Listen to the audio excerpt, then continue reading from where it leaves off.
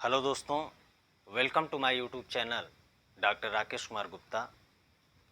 दोस्तों, आज हम लोग पढ़ेंगे दरिदा का उत्तर संरचनावाद।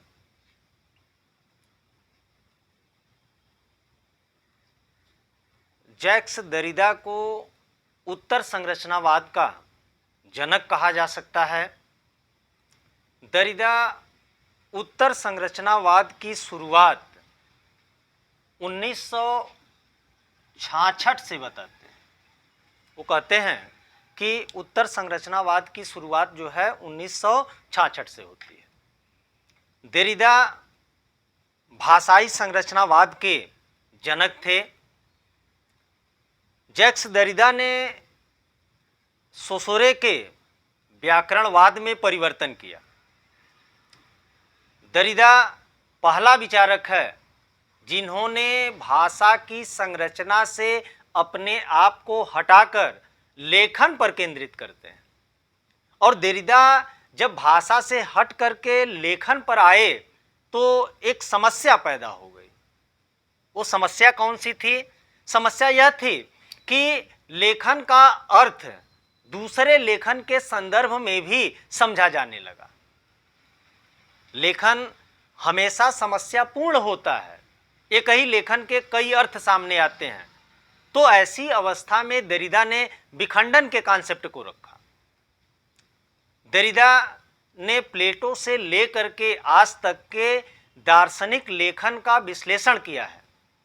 दरिदा कहते हैं कि यह संपूर्ण लेखन इस सार्वभौमिक नियम की खोज है कि संसार को सत्य, शिव और सुंदर का लक्ष्य प्राप्त हो जाए। और इस संपूर्ण खोज ने मनुष्य की वास्तविक जो विचारधारा है उसको दबाए रखी है। और दरिदा इस तरह के लेखन को लोगोसेंट्रिज्म कहते हैं। वो कहते हैं कि इसमें कोई लाभ नहीं है, यह केवल एक मृग तृष्णा है। अतः इस लेखन का विखंडन होना चाहिए।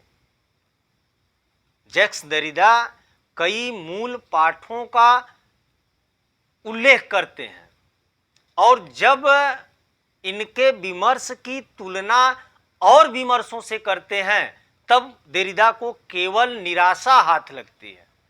वो कहते हैं कि सत्य, शिव और सुंदर की इस खोज ने आज मनुष्य को नितांत झूठ, फरेब और बदसूरती के चौखट पर खड़ा कर दिया।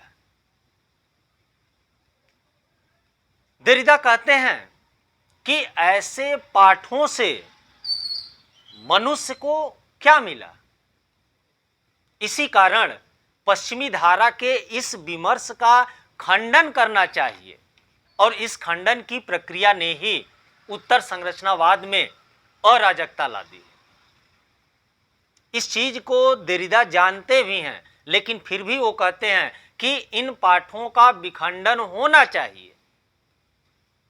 जैक्स दरिदा पाठ का लेखन विखंडन किस तरह से करते हैं?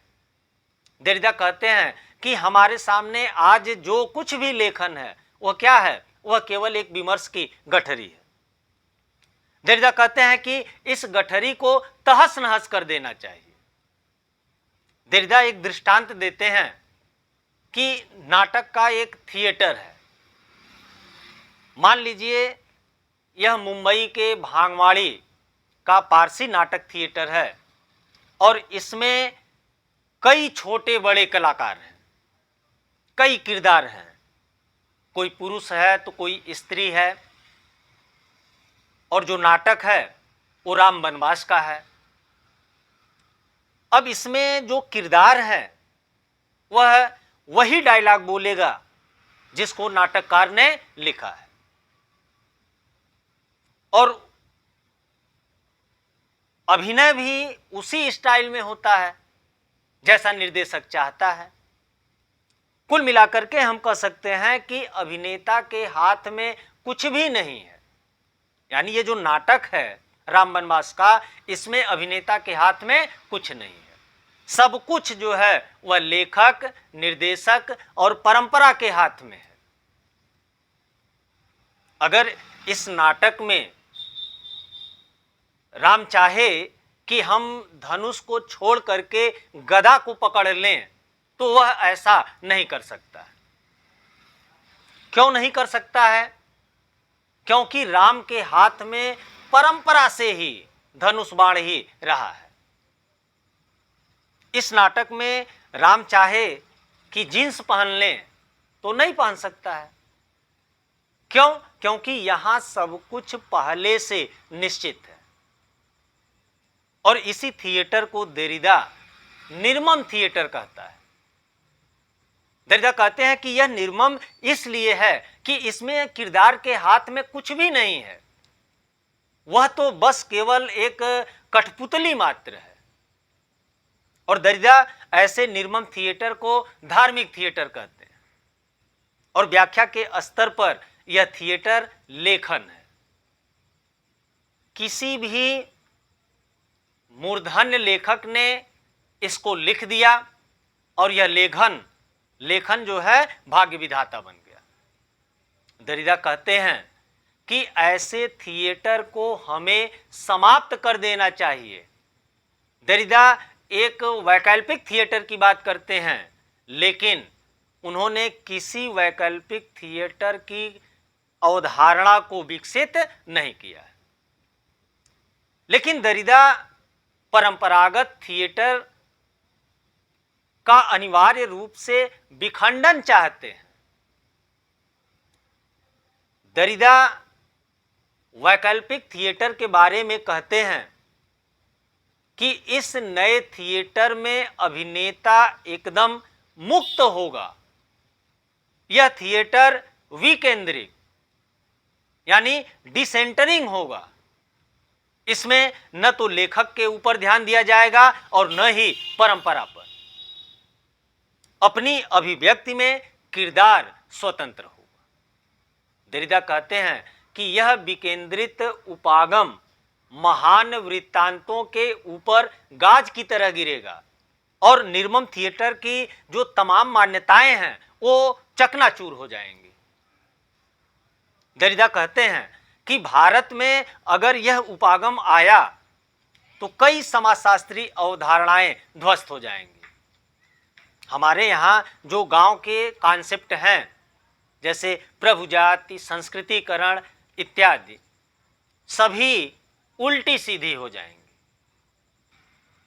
जिस तरह यह धार्मिक और निर्मम थिएटर ध्वस्त होगा, वैसे ही यह आधुनिक समाज भी समाप्त हो जाएगा। ऐसा ही कुछ देरिदा सोचते हैं। और बहुत साफ है कि यदि समाज में किरदार नहीं होंगे, लेखन वाले या पाठ लिखने वाले समाज को अस्वीकार हो जाएंगे, तब समाज कहां से रहेगा?